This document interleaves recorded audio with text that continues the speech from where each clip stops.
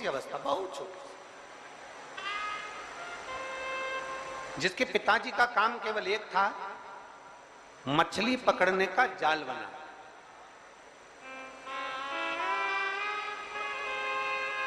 नानुमा अपने पिताजी के साथ में बैठा रहता, पिताजी को जाल बनाता हुआ देखता, और पिताजी जाल का निर्माण करते, जाल बनाते, तो नानुमा उनको देखता और बड़ा प्रसन्न होता, और धीरे धीरे प्रसन्न होता होता होता होता थोड़ी थोड़ी देर में नाचने लगता। छोटा सा बालक था, 6 वर्ष की आयु थी नानुमा की।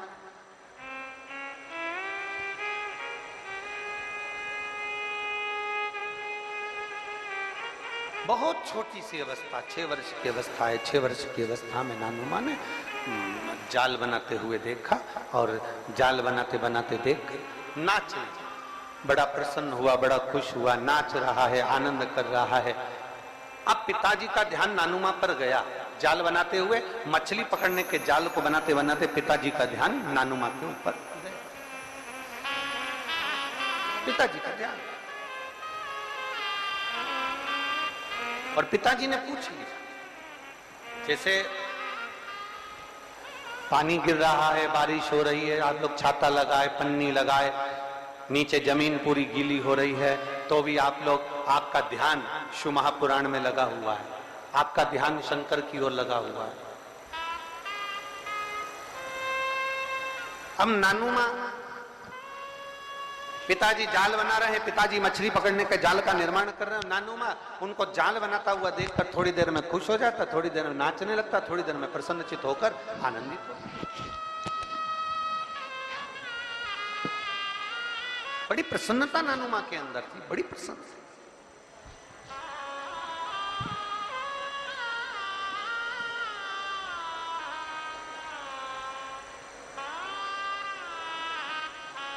पिताजी का ध्यान गया, पिताजी का ध्यान पहुंचा, और बहुत ध्यान देना महाराज, कोई ये मत सोचना कि सीहोर वाले गुरुजी हमको नहीं दिख रहे हैं, शिव महापुराण के मंच का, व्यासपीठ का दर्शन हमको नहीं हो रहा है, तो भगवान शंकर की करुणा हम पर नहीं रहेगी। ध्यान देना, जाल बनाने वाला पिता, मछली का जाल बनाने वाले नानुमा के पिता, नानुमा मुस्कुरा रहा है तो पिताजी देख रहे हैं, नानुमा नाच रहा है तो पिताजी देख रहे हैं, नानुमा रो रहा है तो पिताजी देख रहे हैं। भले वो मछली पकड़ने का जाल का निर्माण कर रहे हैं, भले वो जाल का, उनका ध्यान और उनका दृष्टि नानुमा के ऊपर बनी हुई है, उनकी दृष्टि नानुमा के ऊपर है। इसी तरह जैसे नानुमा मुस्कुरा रहे हैं तो उनके पिता की दृष्टि है, नानुमा नाच रहे हैं तो पिता की दृष्टि है, नानुमा पिता की दृष्टि है। शिव महापुराण की कथा कहती है, ऐसे ही दुनिया के लोग कहते हैं शंकर भगवान समाधि में लीन रहते हैं, शंकर भगवान नेत्र बंद कर कर बैठे रहते हैं, शंकर भगवान हजारों हजार वर्ष की समाधि में लीन रहते हैं, और भगवान नारायण अपने नेत्रों से दर्शन करते रहते हैं, भगवान ब्रह्मा अपने नेत्रों से दर्शन करते रहते हैं, पर शंकर जी के नेत्र बंद रहते हैं, शिव जी के नेत्र बंद रहते हैं, शंकर भगवान समाधि में डूबे रहते हैं, शंकर भगवान समाधि में लीन रहते हैं। तो कई लोग, कई जिनके मुख में जो आता है, जिनके विचारों में जो आता है, वो कह देते हैं कि शंकर जी की आराधना नहीं करना चाहिए, क्योंकि शंकर तो समाधि में डूबे रहते हैं, वो तो देखते ही नहीं है। पर उनको समझाना यह है कि नानुमा का चरित्र कह रहा है कि नानुमा के पिता मछली पकड़ने का जाल बनाते हैं और ध्यान नानुमा पर रहता है। एक पनिहारन पानी को लेकर जाती है, सिर पर हंडे पर हंडा, मटके पर मटका, मटके पर मटका, मटके पर मटका रखती है, चलती जाती है, पड़ोसन से बात करती है, पर ध्यान मटके पर रहता है। एक माँ अपने बच्चे को लेकर बाजार में जाती है, सामान कितना भी खरीदे पर बच्चे पर ध्यान रहता है। एक पिता अपने काम में ध्यान देता रहता है। उसी तरह मेरा ओगढ़धानी भले नेत्र बंद कर कर समाधि में डूबा हुआ हो, पर जो एक लोटा जल चढ़ाता है, मेरे शंकर का ध्यान उस पर बना ही रहता है।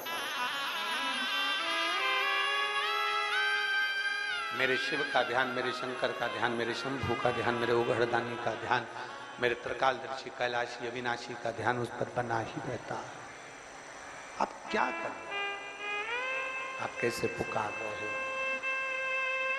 कैसे आप पुकार रहे हो? कैसे आप शिव के द्वार जा रहे हो? वो सब जानता है, वो सब पहचानता है, उसके सभी स्मरण।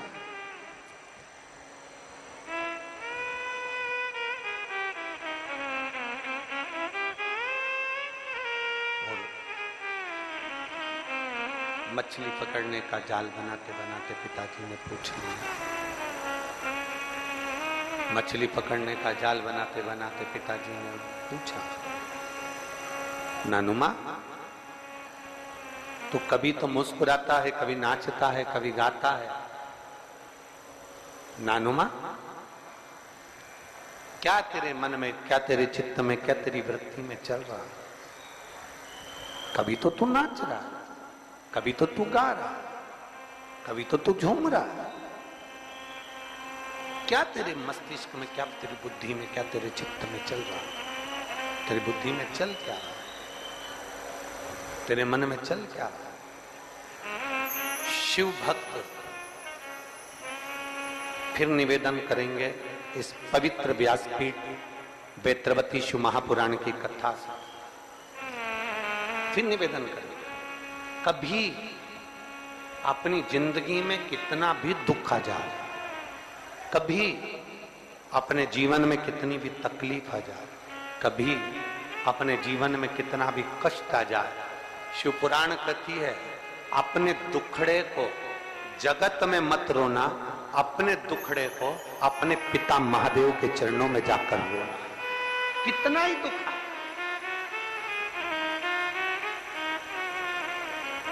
कितनी भी तकलीफ आए, कितना भी कष्ट आए, कितना भी दर्द हो, कितनी भी तकलीफ हो, कितना भी दर्द हो, कितनी भी तकलीफ हो, कितना भी कष्ट हो, अगर जाकर कहना तो भगवान देवाधिदेव महादेव के चरणों में जाकर बोलोगे तो वो दुनिया के दुख मिटाने वाला एक दिन तुम्हारे भी दुख जरूर मिटाएगा।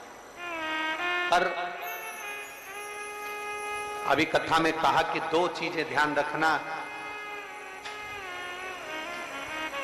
जीवित रहने के लिए श्वास का होना जरूरी है और परमात्मा को पाने के लिए विश्वास का होना जरूरी है। विश्वास है तो परमात्मा, मानो तो मैं गंगा मां हूं और ना मानो तो बहता।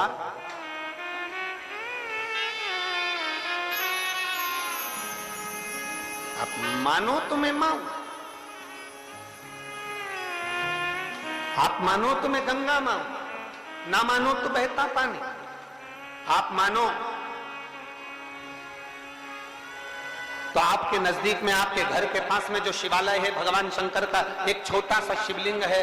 मानो अगर दिल से तुमने मान लिया कि ये केदारनाथ है, दिल से तुमने मान लिया कि ये महाकाल है, दिल से तुमने मान लिया कि भीमा शंकर है, दिल से तुमने मान लिया कि ये मल्लिकार्जुन है, दिल से तुमने मान लिया कि विश्वनाथ है। जिस दिन तुम्हारा मन पर जा, श्रावण के महीने में, श्रावण के महीने में जब तुम 2 लोटा जल चढ़ाने के लिए जाओगे,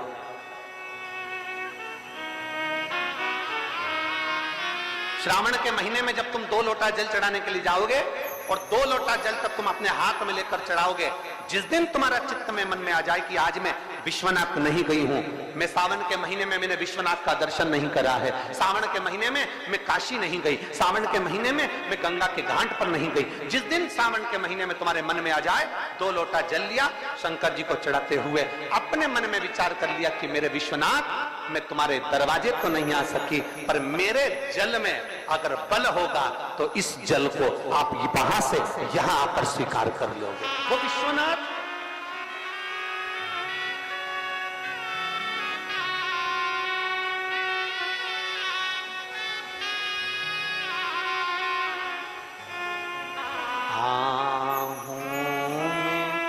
असर होगा,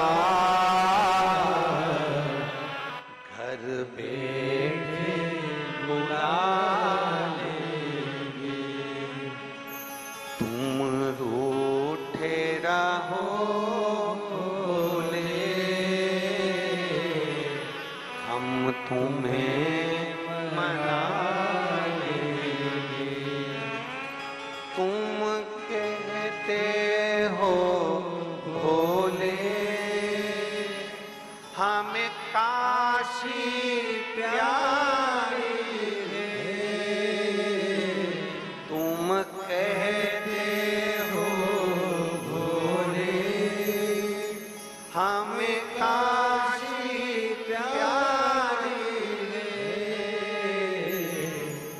एक बार तो आ जाओ,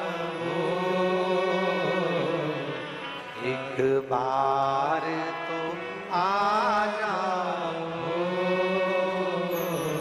काशी भी बना देंगे। तुम कहते हो भोले हमें गंगा प्यारी है, तुम कहते हो भोले हमें गंगा प्यारी है। एक बार तो आ जाओ, एक बार तो आ जाओ, गंगा भी बुला लेंगे। तुम रूठे रहो भोले, हम तुम्हें मना लेंगे। आहों में असर होगा, घर बैठे बुला लेंगे। पूरे साल शिव जी को एक लोटा जल चढ़ा, सावन का पहला दिन लगे 2 लोटा जल चालू कर दो। श्रावण के पूरे महीने 2 लोटा जल अपने घर से लेकर जाओ, और अपने घर से जब जल लेकर जाओ तो ये विचार कर कर जाना, आज मैं शिव को काशी में, आज मैं शिव को केदार में, आज शिव को अमरनाथ में, आज शिव को भीमा शंकर में, आज शिव को मल्लिकार्जुन में। और फिर निवेदन करूंगा, जिस बहन को 19 और 20 साल तक भी औलाद नहीं हुई हो तो कृष्णेश्वर महादेव का नाम लेकर 2 लोटा जल तुम्बकेश्वर महादेव का नाम लेकर चढ़ा कर देखना, सावन के बाद में बाबा संतान जरूर देगा, झोली जरूर भरेगा।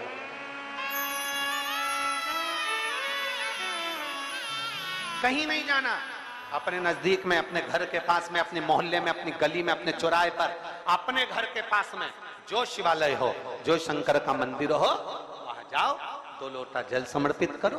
और फिर निवेदन करूंगा, जल से ज्यादा जरूरी है मेरे भोलेनाथ जी के मंदिर की सफाई करना। अब कीचड़ चालू हो जाएगा, पानी चालू हो जाएगा, सावन का महीना चालू हो जाएगा। अपने साथ एक कपड़ा लेकर जाओ, बाबा के मंदिर को पूरा साफ कर कर, बाबा के शिवलिंग का स्नान कर कर, बेलपत्र निर्माल्य जितना पड़ा है उसको उठाकर कहीं विसर्जन के लिए, किसी नदी तालाब बावड़ी में नहीं, किसी कुएं में नहीं, निर्माल्य तालाब में, नदियों में, बावड़ी में डालने के बाद वो निर्माल्य सड़ता रहता है, नदी नाले का पानी सूखता रहता है, उसमें कीचड़ इकट्ठा हो जाता है। उस निर्माल्य को इकट्ठा करो, गाड़ी में भरो, किसी एक खड्डा खोदकर वहां दबाकर उसकी खाद तैयार करो, और बाद में बेलपत्री के वृक्ष के नीचे उसको डालते रहो। पर ध्यान रखना कि निर्माल्य हमें नदी तालाब बावड़ी कुएं में नहीं डालना, उसको एकत्रित करना। शिव के मंदिर की जितनी सफाई